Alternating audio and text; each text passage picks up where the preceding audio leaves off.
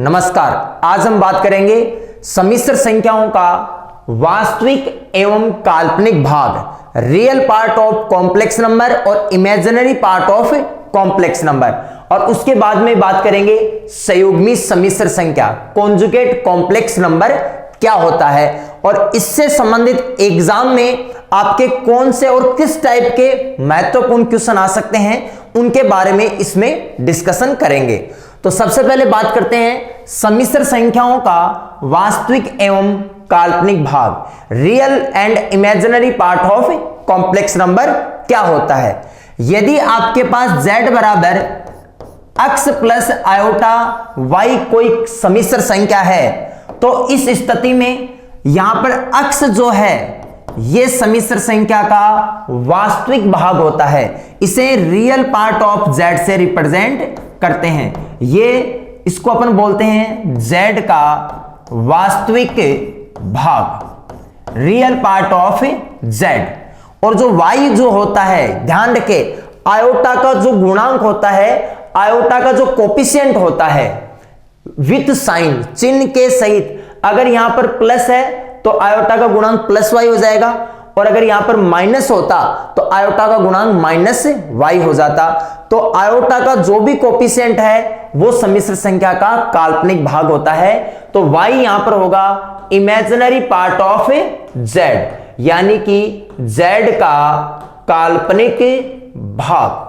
तो किसी भी सम्मिश्र संख्या का आपको वास्तविक और काल्पनिक भाग ज्ञात करना है तो आप इसकी सहायता से ज्ञात कर सकते हैं। अब एग्जाम ओरिएंटेड हम क्वेश्चन की बात करेंगे, लेकिन उससे पहले एक सिंपल एग्जांपल हम यहां पर देख लेते हैं कि यदि जिस टाइप से z बराबर 1 प्लस 2 आयोटा अपॉन में 1 माइनस आयोटा का होल स्क्वायर, आपको पूछ ले कि इसका वास्तविक भाग ज्ञात करो, तो इसका वास्तविक भाग कैसे ज्ञात करते हैं वो चलो हम देखते हैं। तो इसका सॉल्यूशन ज्ञात करने के लिए सबसे पहले आपको क्या करना पड़ेगा, इसका सिंप्लीफिकेशन करना पड़ेगा, इसका सरलीकरण रूप में आपको इसको लिखना पड़ेगा।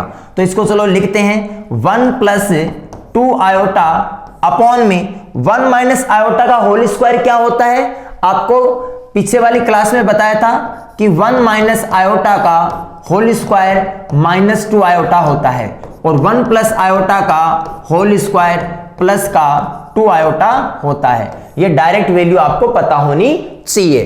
तो यहां पर 1 माइनस आयोटा का होल स्क्वायर कितना हो गया, प्लस का 2 आयोटा, और यहां पर माइनस है इसलिए यहां क्या आ जाएगा, माइनस का 2 आयोटा। तो ये वैल्यू आ गई। अब इसको डिवाइड कर देते हैं अपन। तो डिवाइड करेंगे, पहले तो क्या करो, ऊपर नीचे चाहो तो आप इसको आयोटा से मल्टीप्लाई कर लो। तो ऊपर नीचे आप इसको किससे मल्टीप्लाई कर लो, आयोटा से मल्टीप्लाई कर दीजिए। तो आयोटा से मल्टीप्लाई करेंगे तो ये वैल्यू कितनी आ गई, ऊपर वाली वैल्यू आ गई आयोटा, और प्लस का ये इससे गुना होगा तो 2 आयोटा स्क्वायर अपॉन में नीचे ये आयोटा इंटू आयोटा, तो आयोटा स्क्वायर हो गया माइनस का 2 आयोटा स्क्वायर। आयोटा स्क्वायर की वैल्यू -1 है, तो इसके अंदर हम आयोटा स्क्वायर की वैल्यू -1 पुटअप कर देते हैं। तो ये जो फाइनल रिजल्ट जो बनेगा इसका वो आ जाएगा आयोटा स्क्वायर की वैल्यू -1, तो माइनस का 2 आ जाएगा, अपॉन में यहां पर आयोटा स्क्वायर -1 हो गया, और -1 और -2 तो प्लस का 2 आ जाएगा। अब आप इसको अलग अलग डिवाइड कर दो। तो जब डिवाइड करोगे तो ये आ गया आपका आयोटा अपॉन में 2 और माइनस का 1। इसको आप सही क्रम में लिख लेंगे तो -1 प्लस का 1/2 इंटू में आयोटा। तो आप इसमें देख सकते हो कि y के स्थान पे तो क्या आ रहा है, 1/2, और x के स्थान पे कौन आ रहा है, 1। तो अगर आपको इस सम्मिश्र संख्या z का वास्तविक और काल्पनिक भाग बताना पड़े तो रियल पार्ट ऑफ z कितना आ गया, इसके अंदर रियल पार्ट ऑफ z आ गया माइनस का 1 जो x की जगह वैल्यू है, और इमेजिनरी पार्ट ऑफ z कितना आ गया इसके अंदर 1/2। आयोटा का जो भी गुणांक है वो इसमें इमेजिनरी पार्ट होगा, काल्पनिक भाग होगा। तो इस तरीके से कोई भी सम्मिश्र संख्या है तो आप उसका डायरेक्ट क्या निकाल सकते हो, वास्तविक और काल्पनिक भाग ज्ञात कर सकते हो। अब इसके अंदर हम एग्जाम में आने वाला मोस्ट इंपोर्टेंट क्वेश्चन के बारे में डिस्कशन करते हैं, और एक क्वेश्चन लेते हैं जो मोस्ट इंपोर्टेंट क्वेश्चन है, और उसको 2 मेथड से हम करेंगे। जी हां, तो क्वेश्चन हम लेते हैं 1 माइनस कोस थीटा प्लस का 2 आयोटा साइन थीटा की होल पावर -1 का वास्तविक भाग होगा, का वास्तविक भाग होगा। ऑप्शन आपको देते हैं इसके अंदर, ऑप्शन भी दे देते हैं और फिर बताइएगा। ए ऑप्शन 1 अपॉन में 3 minus 5 cos theta, B option 1 upon में 5 plus 3 cos theta, C option 1 upon में 5 माइनस 3 कोस थीटा, और डी ऑप्शन इसके अंदर है 1 अपॉन में 3 प्लस 5 कोस थीटा। ये आपके सामने चार ऑप्शन है। चारों ऑप्शन आप देख सकते हो डिफरेंट है, तो इसमें से राइट आंसर कौन सा होगा? तो इस क्वेश्चन को सोल्व करने के दो मेथड है। इस क्वेश्चन को आप शॉर्ट ट्रिक से भी सोल्व कर सकते हो और फुल प्रोसेसिंग तरीके से भी इसको सोल्व किया जा सकता है।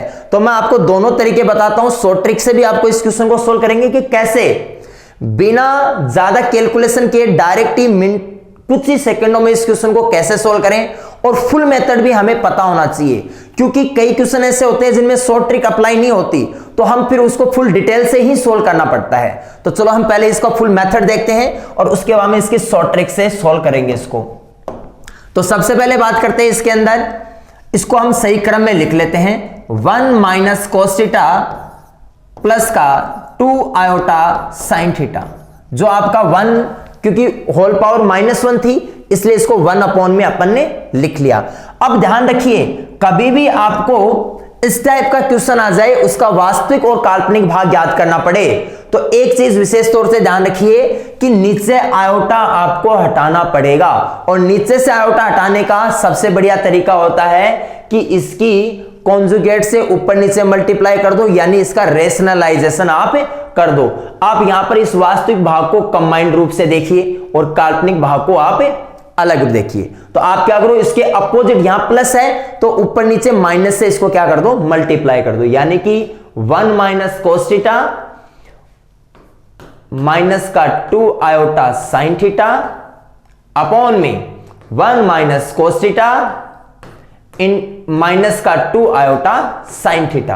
तो हमने क्या किया कि यहां प्लस था इसलिए ऊपर नीचे किससे गुणा कर दिया, माइनस से गुणा कर दिया। तो इस चीज का ध्यान रखें, अगर यहां माइनस होता तो ऊपर नीचे प्लस से गुणा कर देते। तो अब ये क्वेश्चन इजी हो जाएगा। अब देखिए एक तरीके से ये, इसको आप a मान लीजिए, इसको b मान लीजिए, तो ये क्या हो गया, a प्लस b और a माइनस b, तो a square minus b square का फॉर्मूला इसमें अप्लाई हो गया। तो इसको नीचे जो है इसको अपन डायरेक्ट सोल्व कर लेते हैं। तो ऊपर तो बच गया 1 माइनस कोस थीटा प्लस का 2 आयोटा साइन थीटा, और बटे में क्या आ जाएगा, अब देखिए इसको a plus B, a minus B type का, तो a square minus B square से 1 माइनस कॉस थीटा का होल स्क्वायर, और प्लस का आएगा या माइनस का आएगा ये चेक करते हैं अपन। देखिए 2 और 2 मल्टीप्लाई होके 4 हो जाएगा, और यहां प्लस और ये माइनस का आएगा, लेकिन आयोटा इंटू आयोटा स्क्वायर आएगा, और आयोटा स्क्वायर की वैल्यू -1 होती है, इसलिए ओवरऑल ये जो वैल्यू है क्या आ जाएगी, प्लस क्या आ जाएगी, 2 का स्क्वायर 4 हो गया, और साइन स्क्वायर थीटा। यहां पर ये ध्यान रखिए कि प्लस क्यों किया मैंने, क्योंकि आयोटा इंटू आयोटा स्क्वायर हो गया, और आयोटा स्क्वायर का मान क्या होता है, -1, तो माइनस माइनस ये प्लस बन गया, तो हमारे पास ये रिजल्ट आ गया। अब इसको आगे सोल्व करते हैं। आगे सोल्व करने के लिए क्या करते हैं, नीचे वाले ब्रैकेट को ओपन कर लेते हैं। तो 1 माइनस कोस थीटा प्लस का 2 आयोटा साइन थीटा अपॉन में इस वाले ब्रैकेट को खोल देंगे, तो इसका हो जाएगा 1 का स्क्वायर 1, और प्लस का कोस थीटा का स्क्वायर कोस स्क्वायर थीटा, और माइनस का 2 कोस थीटा, और यहां पर आ जाएगा प्लस का 4 साइन स्क्वायर थीटा। अब यहां से एक चीज देखिए आप, यहां से कोस स्क्वायर थीटा और एक साइन स्क्वायर थीटा यहां से मिलकर क्या बना लेंगे, cos square theta plus sine square theta, और उसकी वैल्यू कितनी हो जाएगी, 1 हो जाएगी। तो आपको यहां से एक sine square theta cos square theta के साथ मिलके 1 हो गया, और यहां पर केवल और केवल 3 साइन स्क्वायर थीटा बचेंगे। तो इसको आगे सोल्व करते हैं नेक्स्ट के अंदर। तो देखिए ये वैल्यूज अपनी जो बन गई, ये क्या बन गई, ऊपर तो क्या हो रहा है 1 माइनस कोस थीटा प्लस का 2 आयोटा साइन थीटा अपॉन में ये आपका कोस स्क्वायर थीटा, एक यहां से साइन स्क्वायर थीटा 1 बन गया, तो ये हो गया 1 प्लस 1, और फिर आगे माइनस का 2 कोस थीटा और प्लस का एक साइन स्क्वायर थीटा उसके साथ मिल गया था, तो यहां 3 साइन स्क्वायर थीटा बच गया। तो अब देखिए इसको आगे सोल्व करते हैं। तो नीचे से कुछ कॉमन आ रहा है इन दोनों टर्म्स से आप देखिए क्या कॉमन आ रहा है, 2 कॉमन आ रहा है। तो इन दोनों टर्म्स से हम 2 कॉमन ले लेते हैं। तो 1 माइनस कोस थीटा प्लस का 2 आयोटा साइन थीटा बटे में इन दोनों से 2 कॉमन ले लिया, ये 1 1 2 हो गया, तो 2 कॉमन ले लिया, यहां बच गया 1 माइनस कोस थीटा, और यहां पर 3 साइन स्क्वायर थीटा है। तो साइन स्क्वायर थीटा को क्या लिखा जा सकता है 1 माइनस कोस स्क्वायर थीटा, क्योंकि पूरी टर्म ऊपर देखिए 1 माइनस कोस स्क्वायर थीटा में, तो 3 into 1 minus cos square theta इसको हमने लिख दिया। अब आगे इसको कैसे सोल्व करेंगे तो ये देखिए हमें चाहिए इसका वास्तविक भाग। क्या चाहिए क्वेश्चन में, देखिए हमें कौन सा भाग चाहिए, वास्तविक भाग चाहिए। तो वास्तविक भाग इसका निकाले तो काल्पनिक भाग इसमें से हटा दो, तो इसका वास्तविक भाग कौन सा भाग, वास्तविक भाग। तो इसका वास्तविक भाग क्या आ जाएगा बताइए, तो देखो इसका वास्तविक भाग आ जाएगा 1 माइनस कोस थीटा अपॉन में 2 इंटू में 1 माइनस कोस थीटा और प्लस का 3 इंटू में 1 माइनस कोस स्क्वायर थीटा। अब आप यहां से देखिए 1 माइनस कोस थीटा, यहां से भी 1 माइनस कोस थीटा क्या आ जाएगा, कॉमन आ जाएगा, क्योंकि इसको 1 माइनस कोस स्क्वायर थीटा को क्या लिख सकते हैं 1 माइनस कोस थीटा इंटू में 1 प्लस कोस थीटा। तो 1 माइनस कोस थीटा यहां से 1 माइनस कोस थीटा यहां से कॉमन आके ऊपर वाले से क्या हो जाएगा, कट जाएगा, और कटने पर फाइनल जो रिजल्ट बचेगा वो क्या बचेगा, ऊपर तो 1 हो गया क्योंकि कट जाएगा 1 माइनस कोस स्क्वायर थीटा नीचे से कॉमन आके, और यहां बच गया 2 प्लस का आगे देखिए इधर बच गया 3, और यहां पर क्या बच गया 1 प्लस कोस थीटा बच गया। ध्यान रखिए 1 माइनस कोस स्क्वायर थीटा में से 1 माइनस कोस थीटा कॉमन आ गया, तो 1 प्लस कोस थीटा बच गया। तो ये रिजल्ट कितना बन गया अपना 2 प्लस 3 इंटू में 1 प्लस कोस थीटा। अब इसको आगे सोल्व करेंगे तो जो फाइनल जो रिजल्ट बना वो बन गया 1 अपॉन में 2 और 3 कितना हो गया 5 हो गया क्या, 2 एंड 3, तो ये 5 आ गया 2 एंड 3, तो इसको हम लिख देते हैं 5 प्लस का 3 कॉस थीटा, ये अपना फाइनल रिजल्ट आ गया। तो इसका वास्तविक भाग क्या हो जाएगा 1 अपॉन में 5 प्लस 3 cos थीटा, तो ये अपना फाइनल रिजल्ट है। तो ऑप्शन कौन से में है देखिए 5 plus 3 cos theta, 5 plus 3 cos theta B option में है, तो इसका करेक्ट आंसर कौन सा हो गया बी। तो ये तो था फुल प्रोसेसिंग से, फुल मेथड से किस क्वेश्चन को किया जाता है। शॉर्ट ट्रिक से इस क्वेश्चन को कुछ ही सेकंडों में हम कैसे फाइनल इसका आंसर हम टिक कर सकते हैं वो अब आपको बताते हैं। तो ये अपना कंप्लीट क्वेश्चन है, एक बार दोबारा देख लीजिए आप इसको और नोट कर लीजिए। अब आगे देखिए हम बढ़ते हैं, इसको शॉर्ट ट्रिक से कैसे किया जा सकता है वो हम आपको बताते हैं। तो चलो शॉर्ट ट्रिक से करने के लिए ध्यान रखिए, आपके पास कौन है 1 अपॉन में 1 माइनस कोस थीटा प्लस का 2 आयोटा साइन थीटा, इसका हमें वास्तविक भाग चाहिए। कौन सा भाग चाहिए, इसका वास्तविक भाग चाहिए। तो आप थीटा की ऐसी वैल्यू पुटअप करो कि इसका काल्पनिक भाग खत्म हो जाए। तो आप इसमें ध्यान रखो कि यहां थीटा की ऐसी वैल्यू पुटअप करो कि काल्पनिक यानी आयोटा वाला पार्ट हट जाए, केवल वास्तविक भाग इसमें बचे। और इस मेथड से, इस ट्रिक से हम इसका डायरेक्ट आंसर दे सकते हैं। देखिए तो देखो आपके दिमाग में आ रहा होगा कि यहां पर 2 वैल्यू आपके दिमाग में घूम रही होगी। एक वैल्यू तो आपके दिमाग में घूम रही होगी कि थीटा बराबर हम क्या दे देते हैं 0, थीटा बराबर क्या दे देते हैं 0। लेकिन ध्यान रखिए थीटा बराबर 0 देखोगे तो साइन 0 का मान 0, ये तो खत्म हो जाएगा। लेकिन इस साइड में आप देखोगे कोस 0 की वैल्यू 1 हो गई, तो 1 माइनस 1 तो ये 0 हो गया, 1 अपॉन 0 ये इनफाइनाइट हो जाएगा। इसलिए थीटा बराबर आपको थीटा बराबर 0 पुटअप पे नहीं करना है, कुछ और वैल्यू देके इसमें ट्राई कीजिए। ऐसी वैल्यू ट्राई कीजिए कि ये वास्तविक संख्या भी आए, परिभाषित संख्या भी आए, अपरिभाषित ना आए, परिभाषित संख्या आनी चाहिए। तो अपन क्या करें, थीटा बराबर 0 इसमें पुटअप आपको नहीं करना है, तो फिर क्या पुटअप करें, आप एक काम करो, इसमें थीटा बराबर क्या पुटअप करो, पाई पुटअप कर दो। जी हां, थीटा बराबर क्या पुटअप कर दो, पाई पुटअप कर दो। अब देखिए थीटा बराबर पाई पुटअप करने से इसकी वैल्यू क्या आएगी, चलो चेक करते हैं। साइन पाई की वैल्यू, जी हां, साइन पाई की वैल्यू 0 हो गई इसमें। ये देखिए इसके अंदर साइन पाई की वैल्यू कितनी हो गई, 0, और 1 अपॉन में 1 माइनस कितना बच जाएगा, ये देखो फाइनल रिजल्ट कितना बच जाएगा। ये इसमें हम जो रिजल्ट बच जाएगा, रिमेनिंग रिजल्ट वो लिख देते हैं। ये बच जाएगा 1 अपॉन में 1 माइनस कोस पाई का मान, कोस पाई का मान -1 होता है, तो माइनस माइनस क्या हो गया, प्लस का 1। हम क्या कर रहे हैं इसमें, थीटा बराबर पाई पुटअप कर रहे हैं। जी हां, थीटा बराबर पाई पुटअप कर रहे हैं। तो पाई पुटअप किया तो साइन पाई का मान 0 और कोस पाई का मान -1, तो माइनस माइनस प्लस हो गया। तो फाइनल रिजल्ट कितना आ गया, 1 अपॉन में 2।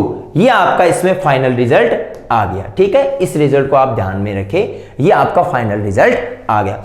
अब ऑप्शन से देखिए कैसे इसको डायरेक्ट हम उड़ाते हैं, ऑप्शन से कैसे डायरेक्ट इसको कुछ ही सेकंडों में सोल्व कर देते हैं। तो सबसे पहले आपको माइंड में क्या रखना है कि आपको वास्तविक भाग पूछ रहा है, तो थीटा की ऐसी वैल्यू पुटअप करो इसमें कि काल्पनिक भाग खत्म हो जाए, और उसके बाद में इसको सोल्व करो।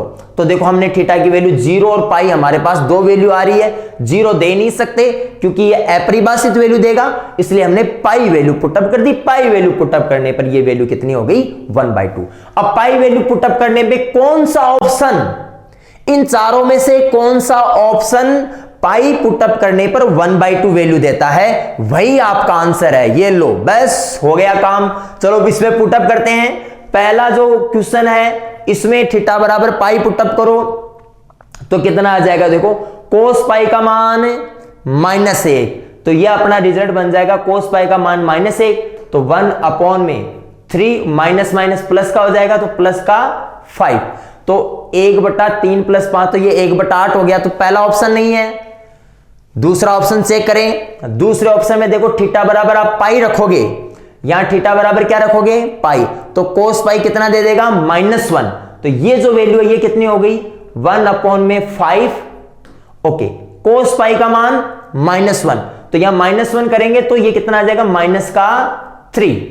फाइनल रिजल्ट कितना आ गया, देखो इसका 1/2। इसका मतलब इसका जो मान आ रहा है वो कितना आ रहा है, 1/2, जो हमने रिजल्ट निकाला उसके बिल्कुल इक्वल आ रहा है। इसका मतलब यही ऑप्शन सही है। लेकिन फिर भी एक बार के लिए हम आगे वाले ऑप्शन और चेक कर लेते हैं इस क्वेश्चन के लिए। तो आगे वाले क्वेश्चन ऑप्शन में देखो, इसमें आप थीटा बराबर पाई पुटअप करोगे तो 1 अपॉन में 5, कोस पाई का मान -1, माइनस माइनस प्लस का हो गया, तो प्लस का 3, तो ये भी 1/8 दे रहा है। ये जो वाला वैल्यू है इसमें थीटा बराबर पाई पुटअप करेंगे तो 1 अपॉन में 3 माइनस का 5, क्योंकि कोस पाई का मान क्या होता है, -1, तो ये -5, तो ये दे देगा -1/2 दे रहा है, जबकि आंसर जो आ रहा है वो +1/2 आ रहा है। तो इसका मतलब राइट आंसर कौन सा हो गया, बी। तो इस तरीके से आप इस क्वेश्चन को फुल डिटेल से भी कर सकते हो और शॉर्ट ट्रिक से भी सोल्व किया जा सकता है। ठीक है, तो चलो, तो इस टाइप का कोई भी अगर क्वेश्चन आएगा, ये मोस्ट इंपॉर्टेंट क्वेश्चन है एग्जाम के लिए, फिक्स क्वेश्चन है, इस बात का विशेष तौर से ध्यान रखें। इस क्वेश्चन का आंसर भी आप ध्यान में रखने की कोशिश करना। इस टाइप के और भी जो क्वेश्चन आते हैं वास्तविक और काल्पनिक भागों की तुलना करने वाले, वो आपको इसी मेथड से सोल्व करना है। तो चलो अब इसमें नेक्स्ट वाला पार्ट लेते हैं, सम्मिश्र संख्या की संयुग्मी सम्मिश्र संख्या। जी हां, कॉन्जुगेट कॉम्प्लेक्स नंबर। तो नेक्स्ट हेडिंग लगा लो, संयुग्मी सम्मिश्र संख्या, संयुग्मी सम्मिश्र संख्या, कॉन्जुगेट कॉम्प्लेक्स नंबर। जी हां, संयुग्मी सम्मिश्र संख्या को कॉन्जुगेट कॉम्प्लेक्स नंबर बोलते हैं, कॉन्जुगेट कॉम्प्लेक्स नंबर। सबसे पहली बात कि सम्मिश्र संख्या अगर कोई z है तो उसकी संयुग्मी को अपन z बार से रिप्रेजेंट करते हैं। सबसे पहली चीज, इसमें बिल्कुल छोटी छोटी बातें हैं, छोटे छोटे कॉन्सेप्ट है, लेकिन उनसे बहुत ही शानदार शानदार क्वेश्चन बनेंगे, तो वो चीजें आपको यहां पर ध्यान में रखनी है। तो देखिए, सबसे पहले बात करते हैं कि यदि कोई सम्मिश्र संख्या z है, z बराबर x प्लस आयोटा y है, तो इसकी जो सम्मिश्र संख्या की संयुग्मी सम्मिश्र संख्या होगी वो होगी z बार, और z बार बराबर क्या होगा, x माइनस आयोटा y। आपको क्या करना है, जो प्लस आयोटा है वहां क्या करना है, माइनस आयोटा, और माइनस आयोटा उसकी जगह क्या कर देना है, प्लस आयोटा। इसका मतलब क्या हुआ, अगर यहां माइनस आयोटा होता तो इधर प्लस कर देते, और प्लस है तो क्या कर दिया, माइनस। तो इसका मतलब आपको जब भी संयुग्मी निकालनी हो तो आप क्या करो, प्लस आयोटा के स्थान पे तो क्या कर दो, माइनस आयोटा कर दो, और माइनस आयोटा के स्थान पे क्या कर दो, प्लस आयोटा कर दो उस सम्मिश्र संख्या के अंदर। अब बात करते हैं, अगर आयोटा उपस्थित ही नहीं हो तो, आयोटा उपस्थित नहीं हो तो कोई दिक्कत नहीं है, फिर वो जो सम्मिश्र संख्या है वो वास्तविक होगी, और वास्तविक संख्या की संयुग्मी वो खुद ही होती है, स्वयं ही होती है। अभी इसमें आगे हम देखेंगे। तो इसका मतलब क्या हो गया कि z की संयुग्मी z बार है, लेकिन इस सम्मिश्र संख्या की अगर संयुग्मी निकालोगे तो माइनस आयोटा के स्थान पे प्लस आयोटा, तो इसकी संयुग्मी यह है, यानी कि z और z बार एक दूसरे की परस्पर संयुग्मी सम्मिश्र संख्या होती है। जी हां, तो ये लाइन इसमें नोट करके अपन लिख लेते हैं कि z व z बार एक दूसरे की परस्पर संयुग्मी संख्या होती है, संयुग्मी संख्या होती है। ये अपने नोट कर लिया। अब देखिए, इसके अंदर हम अब आगे थोड़ा डिटेल्स में देखते हैं कि कोई सम्मिश्र संख्या अगर आपने इस प्रकार से लिए, एग्जाम्पल इसमें जैसे पहले छोटे एग्जाम्पल ले लेते हैं कि आपने जैसे कोई एग्जाम्पल ले लिया 2 माइनस 3 आयोटा, तो इसकी जो संयुग्मी है, अगर ये आपका z बराबर है तो इसकी संयुग्मी जो z बार आएगी वो कितनी आ गई, 2 प्लस का 3 आयोटा।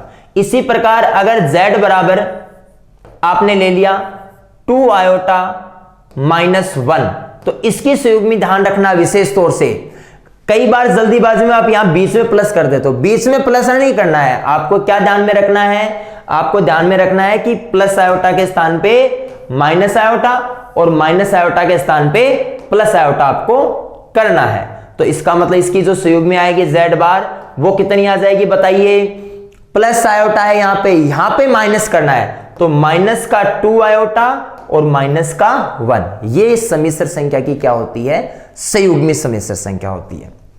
अब देखिए, इसके कुछ एग्जांपल्स अपन यहां पर कर लेते हैं। इधर ले लेते हैं z और इधर क्या ले लेते हैं, z बार, और इसमें हम कंपेयर करके देखते हैं कि अगर आपको पूछ ले कि आयोटा की संयुग्मी क्या होती है, तो माइनस आयोटा। आपको पूछ ले कि √3 प्लस आयोटा की संयुग्मी क्या होती है, तो √3 माइनस आयोटा। अगर आपको पूछ ले कि 2 की संयुग्मी क्या होती है, देखिए इसमें आयोटा है ही नहीं। अब क्या करेंगे इसके अंदर, तो आयोटा है ही नहीं, तो ध्यान रखने वाली बात है कि उस सम्मिश्र संख्या की संयुग्मी वो स्वयं ही होती है, आपको ध्यान रखना है। इसी प्रकार आपको पूछ ले कि 3 की संयुग्मी, तो 3 की संयुग्मी भी 3 होती है, -1 की संयुग्मी तो भी -1 होती है। इसका मतलब हो गया प्रत्येक वास्तविक संख्या की संयुग्मी वह स्वयं ही होती है। अभी नोट करके अपन लिख लेंगे। इसी प्रकार अगर आपको पूछ ले 0 की संयुग्मी, तो 0 की संयुग्मी भी 0 ही होती है। जी हां, 0 भी, सभी वास्तविक संख्या भी एक सम्मिश्र संख्या होती है। तो इस प्रकार आपको ध्यान में रखना है। तो ये तो अपन ने बेसिक देखा है इसका। अब इसके गुणधर्म और अपन नोट करते हैं इसके नेक्स्ट वाला पार्ट। तो सबसे पहले लाइन लिख लो कि प्रत्येक वास्तविक संख्या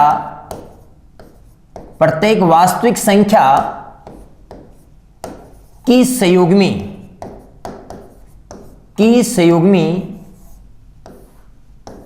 वह स्वयं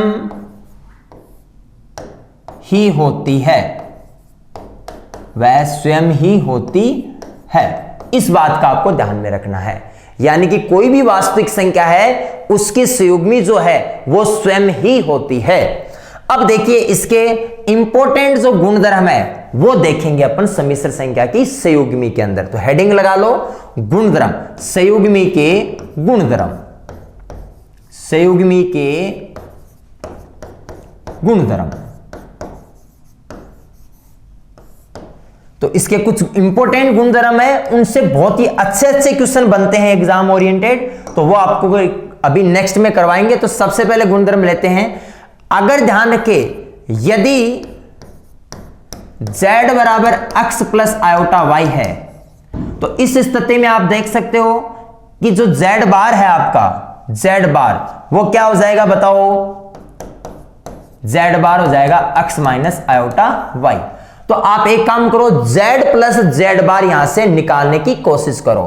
तो यहां से क्या आ जाएगा, z प्लस z बार बराबर कितना आ जाएगा 2x, क्योंकि आयोटा y से आयोटा y कट गया, इन दोनों को जोड़ेंगे तो x क्या है, वास्तविक भाग। इसका मतलब इसको ये लिख सकते हैं z प्लस z बार बराबर क्या लिख सकते हैं 2 इंटू x है रियल पार्ट ऑफ z।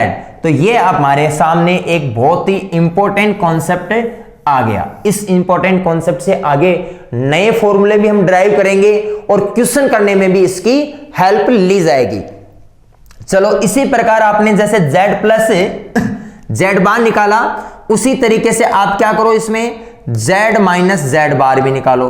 तो z माइनस z बार देखिए क्या हो गया, z में से z बार को आप घटा दो, तो घटाओगे तो क्या होगा, x से x कट जाएगा, आयोटा y, और ये घटाएंगे तो माइनस माइनस प्लस का हो जाएगा 2 आयोटा y।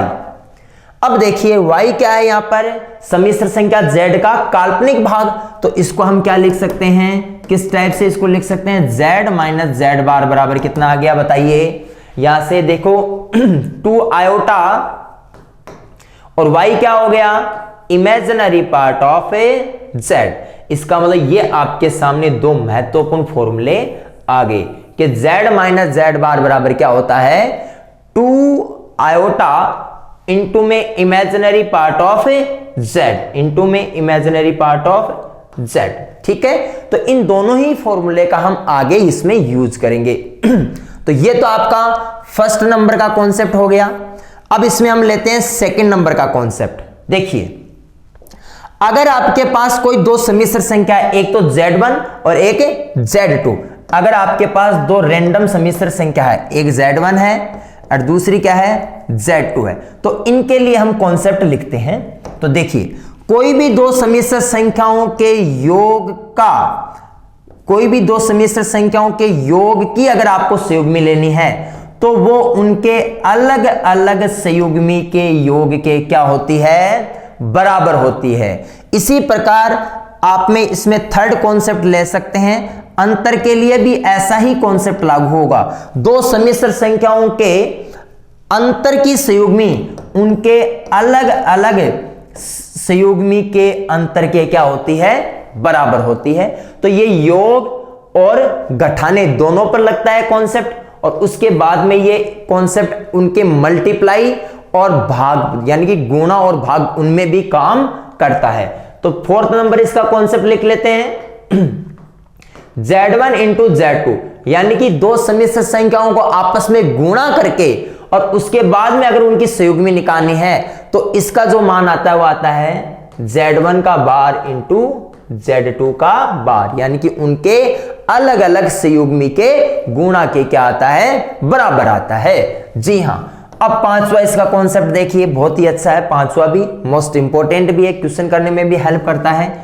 z1 बटा z2, यानी कि एक सम्मिश्र संख्या में दूसरी सम्मिश्र संख्या का भाग देके और फिर उसकी संयुग्मी निकालनी पड़े तो आपको क्या करना है, उनकी अलग अलग संयुग्मी निकाल लो और फिर उसका भाग दे दो।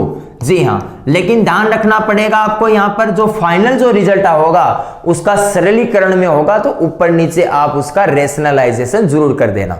तो ये 5 कॉन्सेप्ट हो गए। उसके बाद में इसका छठवां कॉन्सेप्ट लेते हैं कि अगर कोई सम्मिश्र संख्या है उसकी संयुग्मी की पावर आपको कितनी लेनी है, n लेनी है। तो ऐसे सम्मिश्र संख्याओं को अपन ध्यान रखें किस प्रकार से सोल्व करते हैं। तो ध्यान रखें, तो आप क्या करो, उस सम्मिश्र संख्या की अगर पावर n है तो उसकी संयुग्मी, यानी कि इसको एक दूसरे में इस प्रकार से लिखा जा सकता है। इस प्रकार से आप पढ़ सकते हो कि किसी सम्मिश्र संख्या की पावर n लेके उसकी संयुग्मी लेनी पड़े तो आप उसको इस प्रकार से भी लिख सकते हो कि उस सम्मिश्र संख्या की पहले संयुग्मी ले लो फिर पावर n ले लो। और उल्टा भी सही है, अगर किसी सम्मिश्र संख्या की संयुग्मी की पावर n है तो उसको ऐसे लिखा जा सकता है। जी हाँ, तो ये आपके सामने 5 कॉन्सेप्ट हो गए, 6 कॉन्सेप्ट हो गए।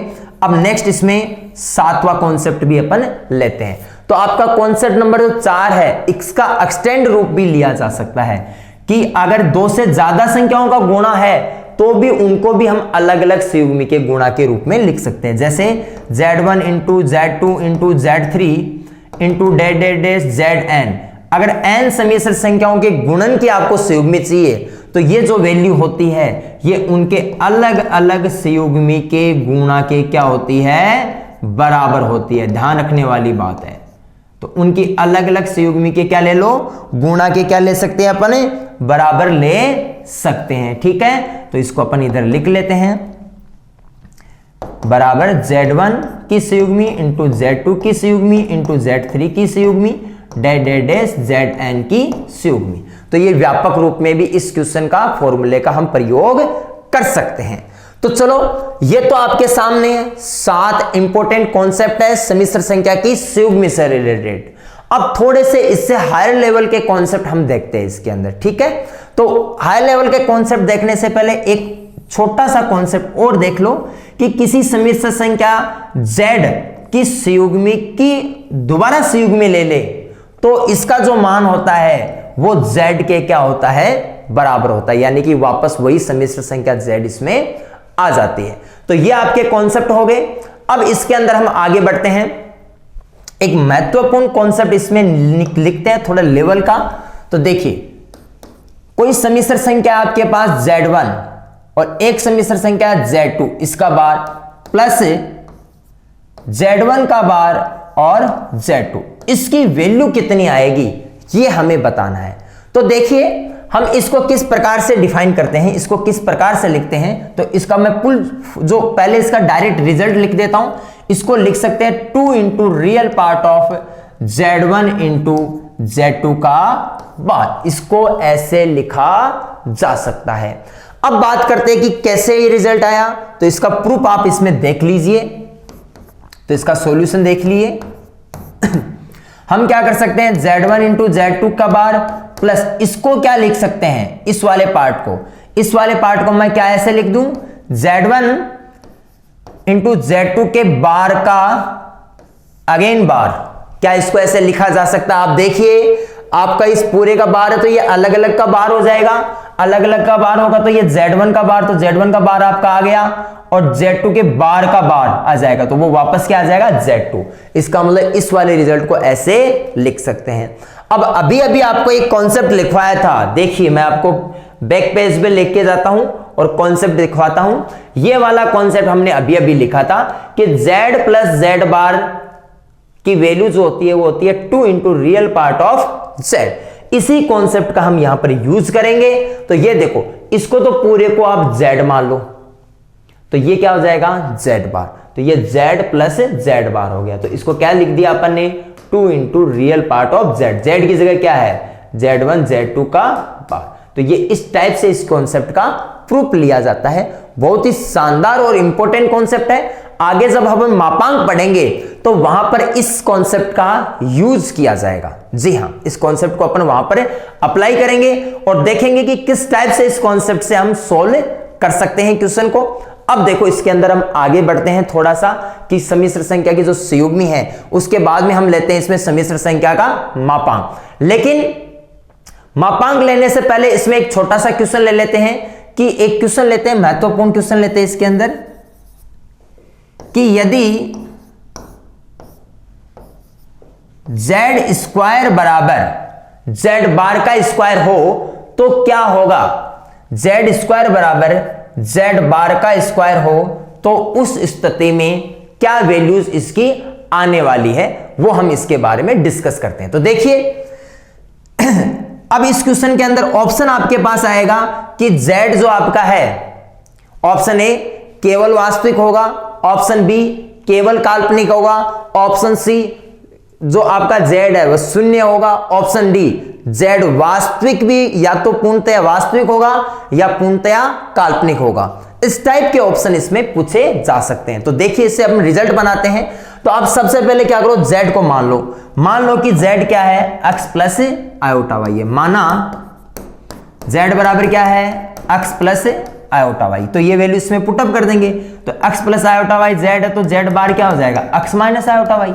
दोनों की वैल्यू इसमें पुटअप करेंगे तो ये क्या आ जाएगा, x प्लस आयोटा वाई का स्क्वायर बराबर ये क्या आ जाएगा, x माइनस आयोटा वाई का स्क्वायर। दोनों का स्क्वायर खोल देंगे तो क्या आ जाएगा, x स्क्वायर और यहां पर आएगा प्लस का आयोटा स्क्वायर वाई स्क्वायर। तो आयोटा स्क्वायर की वैल्यू -1, तो ये हो जाएगा माइनस का वाई स्क्वायर प्लस का 2 आयोटा एक्स वाई। ये वैल्यू तो इस वाले की तो ये वैल्यू आ गई। इसी प्रकार इस वाले की वैल्यू रखेंगे तो x का स्क्वायर एक्स स्क्वायर हो गया, आयोटा वाई का square iota square Y square हो गया। आयोटा स्क्वायर की वैल्यू -1 होती है, तो माइनस का वाई स्क्वायर और फिर माइनस का 2 आयोटा एक्स वाई। ये लो हमारा काम हो गया। अब इसमें देखो कुछ टर्म्स कट रही है, वाई स्क्वायर से क्या हो जाएगा ये वाली टर्म, और X square Y square X square Y square ये वाली तो कट गई। क्या बचेगा, 2 आयोटा एक्स वाई, इधर बचेगा माइनस का 2 आयोटा एक्स वाई। अब माइनस का 2 आयोटा एक्स वाई को इधर ले आएंगे तो 2 आयोटा और वो वाला कितना हो जाएगा, 4 आयोटा एक्स वाई। जी हाँ, तो एक साइड में आएंगे तो कितना हो जाएगा, 4 आयोटा एक्स वाई बराबर 0। ये माइनस वाला इस साइड में आ गया तो 2 4 हो गया। अब यहां से देखिए आयोटा काल्पनिक भाग है और 4 जो है वो कांस्टेंट है, इसका मतलब ये तो 0 हो नहीं सकते। तो फिर यहां से 0 कौन होगा, यहां से 0 होगा एक्स वाई बराबर 0। एक्स वाई 0 का मतलब हो गया, क्या हो गया, या तो एक्स 0 है या फिर वाई 0 होगा। दोनों भी 0 हो सकते हैं इसमें, तो ध्यान रखें। या तो क्या होगा, इसके अंदर 2 कंडीशन इसमें बन सकती है, तो दोनों कौन कौन सी कंडीशन बन सकती है वो आपको हम लिखवाते हैं। पहले देखते हैं इसमें 2 कौन कौन सी कंडीशन बन रही है। तो देखो यदि x does not equal to 0 है, x क्या है, डज नॉट इक्वल टू 0 है, उस कंडीशन में डेफिनेटली क्या होगा, y बराबर तो 0 होना पड़ेगा। क्यों, क्योंकि अदरवाइज तो वैल्यू इसमें 0 आएगी नहीं। इसी प्रकार क्या होगा, एंड अगर y does not equal to 0, आप ये कह रहे हो कि y क्या है, डज नॉट इक्वल टू 0, आप कह रहे हो कि y does not equal to 0, उस कंडीशन में x को डेफिनेटली 0 होना पड़ेगा। इसका मतलब उस स्थिति में क्या होगा, x बराबर 0 आएगा। तो एक चीज तो यहां से आपके सामने स्पष्ट हो गई कि अगर x 0 नहीं है तो y 0 होगा, और y 0 नहीं है तो x 0 होगा, या फिर दोनों भी 0 हो सकते हैं। एक और कंडीशन क्या बन सकती है, या x बराबर 0 एंड y बराबर भी 0। इसमें y x और y जो आपके हैं दोनों क्या आ जाएंगे, इसमें 0 आ जाएंगे, x बराबर 0 और y बराबर 0। तो यहां से 3 कंडीशन आपके सामने स्पष्ट हो रही है इस वाले क्वेश्चन के लिए कि अगर z स्क्वायर बराबर z बार है, तो यहां से 3 कंडीशन स्पष्ट हो रही है। पहली कंडीशन तो क्या हो रही है कि देखो y बराबर 0 है तो केवल x की टर्म बचेगी, और x की टर्म बचेगी किसमें, y बराबर अगर तो y बराबर 0 है तो y बराबर 0 तो केवल x की टर्म बचेगी। उस स्थिति में z जो है वो क्या होगा, केवल वास्तविक होगा। तो या तो x पूर्णतया वास्तविक है, या फिर यहां पर देखो अगर x बराबर 0 आ गया, क्या आ गया, x बराबर क्या आ गया, 0। ये जो आपका x है ये 0 आ गया, तो उस स्थिति में कौन 0 आएगा, y 0 नहीं आएगा। अगर x 0 है तो उस स्थिति में केवल y वाला पार्ट बच रहा है, तो z है वो पूर्णतया काल्पनिक होगा। तो इसका मतलब यहां से क्या क्या रिजल्ट आ गया, z या तो पूर्णतः वास्तविक होगा, या तो पूर्णतया वास्तविक, या पूर्णतः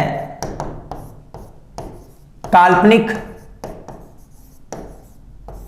या फिर क्या हो सकता है, शून्य भी हो सकता है। कौन सी स्थिति में, जब x भी 0 आ गया और y भी 0 आ गया, उस स्थिति में क्या होगा, शून्य होगा। इसका मतलब जो आपका सम्मिश्र संख्या z है, इस क्वेश्चन के लिए जो z है वो ये 3 कंडीशन फॉलो करता है। अब ये एग्जाम के लिए मोस्ट इंपोर्टेंट है। ऑप्शन क्यू में आ सकता है, 3 ऑप्शन में तो ये आ सकता है। तो जिस ऑप्शन में आपको ये दिया हुआ हो कि या तो पूर्णतः वास्तविक हो या पूर्णतः काल्पनिक होगा या शून्य होगा, तो आपको वो ऑप्शन टिक करना है। लेकिन इस क्वेश्चन में कई बार एग्जामिनर थोड़ा सा घुमाकर इस क्वेश्चन को पूछ लेता है कि अशून्य सम्मिश्र संख्या z के लिए, यहां पर उसने कंडीशन डाल दी। इस चीज को समझना, अगर ये बोल दे कि z कैसा है, आपका जो z है वो कैसा है, अशून्य, कैसा है, अशून्य सम्मिश्र संख्या z के लिए, तो अगर ये कंडीशन, यहां पर ये मैं कंडीशन अलग से डाल रहा हूं, इस क्वेश्चन में नहीं, इस क्वेश्चन का तो आंसर ये तीनों कंडीशन आ गई।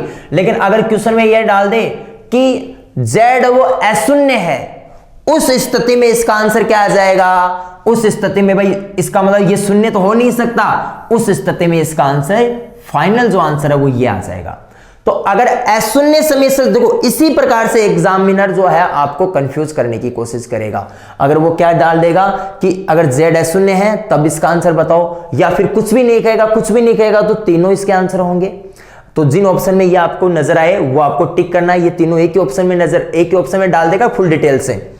और अगर आपको ये बोल दें कि अशून्य सम्मिश्र संख्या z के लिए z स्क्वायर बराबर z बार का स्क्वायर है, तो उस स्थिति में तो ये शून्य वाला आंसर होगा नहीं, और उस स्थिति में ये आंसर आ जाएगा। तो ये भी एक मोस्ट इंपोर्टेंट कॉन्सेप्ट है आपके लिए, तो इस चीज को विशेष तौर से समझिए। चलो नोट कर लो इसको, उसके बाद में हम आगे बढ़ते हैं।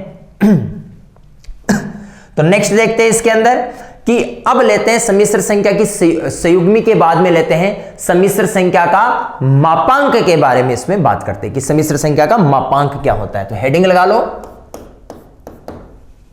सम्मिश्र संख्या का मापांक। सम्मिश्र संख्या का मापांक, मापांक क्या होता है, मॉडुलस ऑफ कॉम्प्लेक्स नंबर। जी हां, modulus of a complex number क्या होता है। देखिए, मॉडुलस ऑफ कॉम्प्लेक्स नंबर को किससे रिप्रेजेंट करते हैं, मॉड ऑफ z से रिप्रेजेंट किया जाता है। मॉडुलस ऑफ z को किससे रिप्रेजेंट किया जाता है, मॉड ऑफ z से। अब देखिए इसका किस प्रकार से होता है कि यदि कोई सम्मिश्र संख्या आपके पास z है, z कोई सम्मिश्र संख्या है और z इस प्रकार से है x प्लस आयोटा y, तो मोड ऑफ z क्या आएगा यहां पर, मोड ऑफ z, यानी कि इस सम्मिश्र संख्या का मापांक मॉडुलस, तो वो कितना आ जाएगा, ब्रैकेट में अंडर रूट बराबर में क्या आएगा, under root x square plus का y स्क्वायर। जी हां, ये आएगा। अब आपको मैंने बताया था x तो क्या है, सम्मिश्र संख्या z का वास्तविक भाग, और y क्या है, सम्मिश्र संख्या z का काल्पनिक भाग। तो दोनों वैल्यू आप यहां पर पुटअप कर दो। इसका मतलब मोड ऑफ z का जो नया फॉर्मूला है वो क्या आ जाएगा, under root real part of z का स्क्वायर प्लस का इमेजिनरी पार्ट ऑफ z का स्क्वायर। तो ये आपके सामने किसी भी सम्मिश्र संख्या का मापांक ज्ञात करने का फॉर्मूला बन गया। इस फॉर्मूले की सहायता से अपन कोई भी सम्मिश्र संख्या है उसका मापांक ज्ञात कर सकते हैं। अब इसका अपन ज्यामितीय रूप भी देखते हैं। तो ज्यामितीय रूप हम दोनों का देखेंगे साथ में ही, सम्मिश्र संख्या के मापांक का भी ज्यामितीय रूप देखेंगे, और अभी जो अपन ने किया है कंप्लीट सम्मिश्र संख्या की संयुग्मी, उसका भी ज्यामितीय रूप अपन देखेंगे।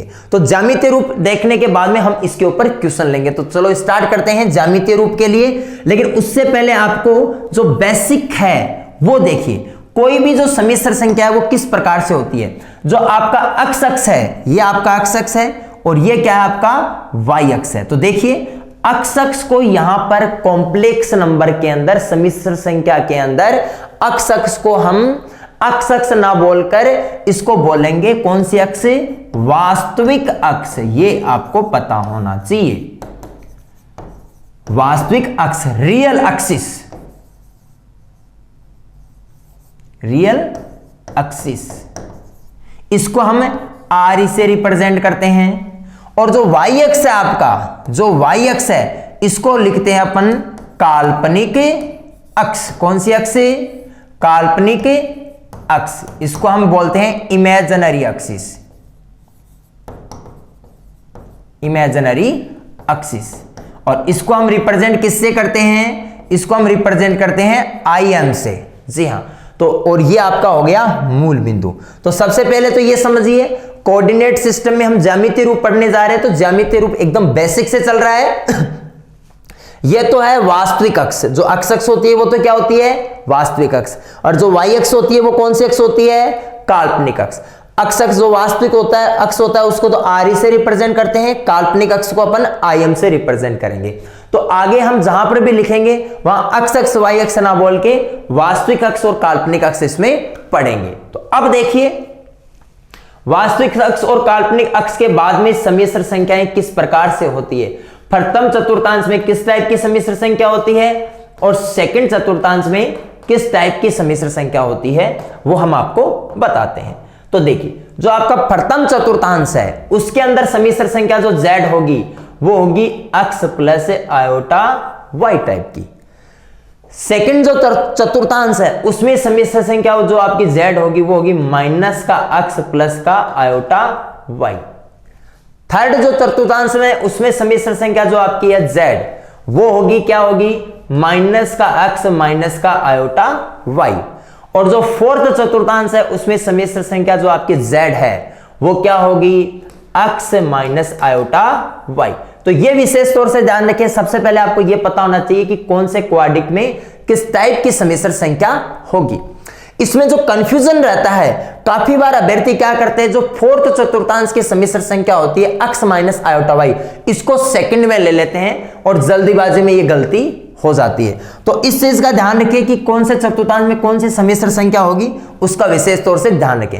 अब अपन इसका ज्यामितीय रूप देखते हैं। पहले मापांक का देखते हैं, फिर इसके संयुग्मी का ज्यामितीय रूप देखेंगे। तो ये एक बार नोट कर लीजिए, उसके बाद में अपन नेक्स्ट लेते हैं। तो चलो नेक्स्ट देखिए, इसमें सम्मिश्र संख्या के मापांक का ज्यामितीय रूप। तो हेडिंग लगा लो, मापांक का ज्यामितीय रूप। ज्यामितीय रूप, मापांक का ज्यामितीय रूप क्या होता है? तो देखो, सबसे पहले अपन कोऑर्डिनेट एक्सिस ले लेते हैं। ये कोऑर्डिनेट एक्सिस ले ली, ये रियल एक्सिस और ये इमेजिनरी एक्सिस, ठीक है। और ये मूल बिंदु O हो गया। अब इसमें देखें, अगर कोई सम्मिश्र संख्या आप z ले रहे हो, यहां पर z बराबर क्या ले रहे हो? x प्लस आयोटा y ले रहे हो। तो अब इसका मापांक देखिए, मापांक क्या हो जाएगा? तो देखो, इसकी जो अक्ष से ये जो डिस्टेंस है, ये डिस्टेंस तो कितनी आएगी? y, और ये डिस्टेंस कितनी हो गई? x। तो आप देखो, मूल बिंदु से इसकी ये जो शॉर्टेस्ट डिस्टेंस है ये कितनी आ जाएगी? यहां पर ये जो डिस्टेंस है ये कितनी आ जाएगी बताइए? ये आपकी आ जाएगी पाइथागोरस प्रमेय से, ये त्रिभुज बन गया ट्राइंगल, तो ये हो जाएगा under root X square plus का वाई स्क्वायर। और under root X square plus Y square सम्मिश्र संख्या z के लिए क्या होता है? मापांक ऑफ z। ये मोस्ट इंपॉर्टेंट कॉन्सेप्ट निकल के आ गया आपके सामने कि कोई भी सम्मिश्र संख्या z है, उसका जो मापांक है वो क्या होता है? उस सम्मिश्र संख्या की मूल बिंदु से दूरी होती है। जी हां, ये विशेष तौर से आपको ध्यान में रखना है। तो चलो अपन इसको नोट करके लिख लेते हैं सबसे पहले कि सम्मिश्र संख्या का जो मापांक है वो क्या होता है। तो यहां पर लिख लेंगे कि सम्मिश्र संख्या का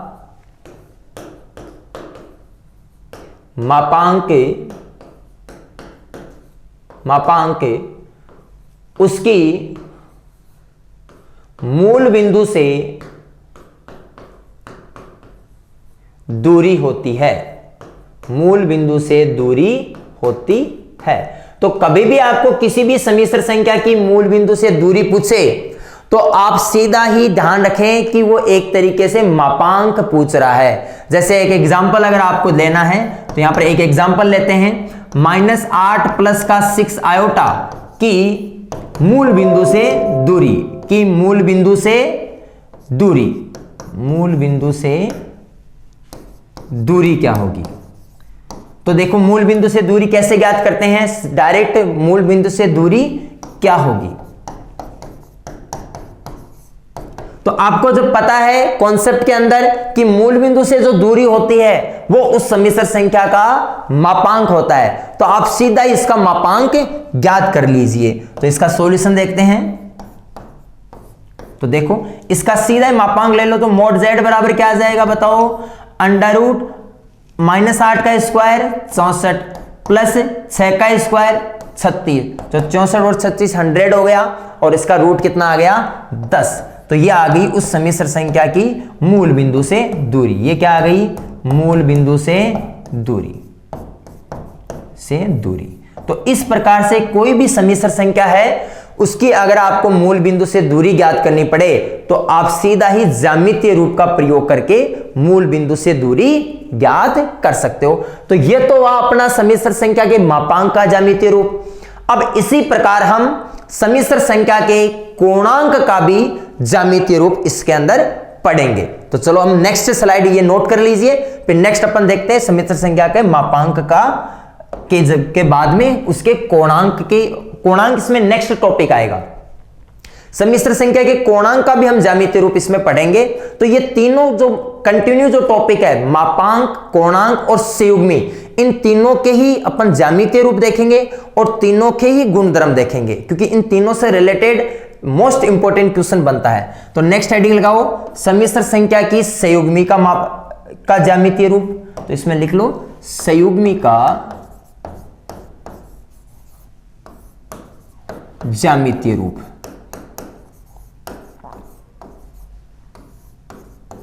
कि सम्मिश्र संख्या आपके पास कोई z है तो उसकी संयुग्मी का ज्यामितीय रूप क्या होगा, किस प्रकार से रिप्रेजेंट करते हैं। यहां से एक मोस्ट इंपॉर्टेंट कॉन्सेप्ट निकल के आएगा।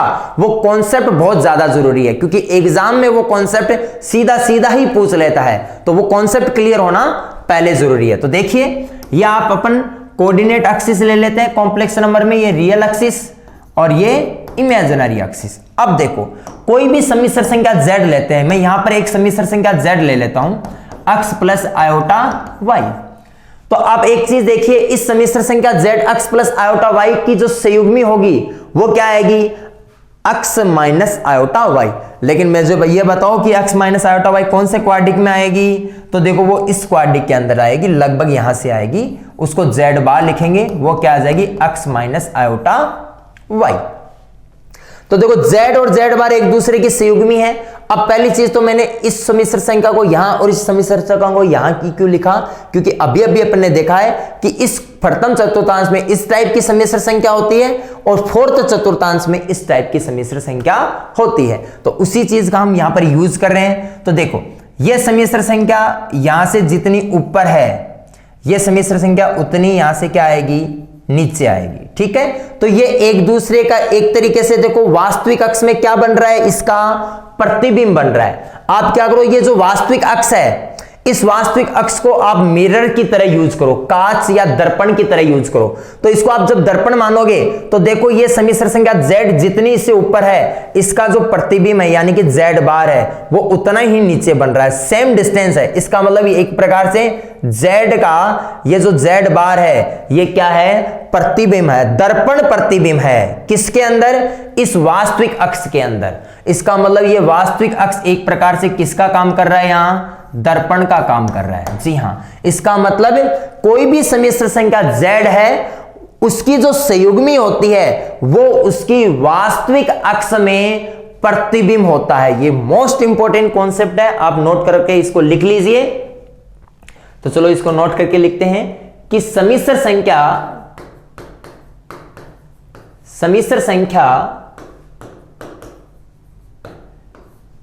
z की संयुग्मी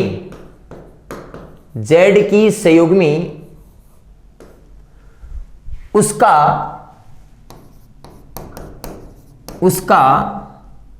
वास्तविक अक्ष यानी कि रियल एक्सिस। ठीक है, वास्तविक अक्ष में प्रतिबिंब होता है। क्या होता है, प्रतिबिंब होता है। यह आपको ध्यान में रखना है। प्रत्येक सम्मिश्र संख्या, चाहे वो कोई सी भी सम्मिश्र संख्या क्यों ना हो, वो उसका वास्तविक अक्ष में क्या आएगा, प्रतिबिंब आएगा। ठीक है, तो ये आपका सम्मिश्र संख्या की संयुग्मी का ज्यामितीय रूप है। तो ये इंपॉर्टेंट कॉन्सेप्ट है, इससे को कई बार डायरेक्ट ही एग्जाम में पूछा जा सकता है, तो इसको आप नोट करके ध्यान में रखिए। ठीक है, धन्यवाद।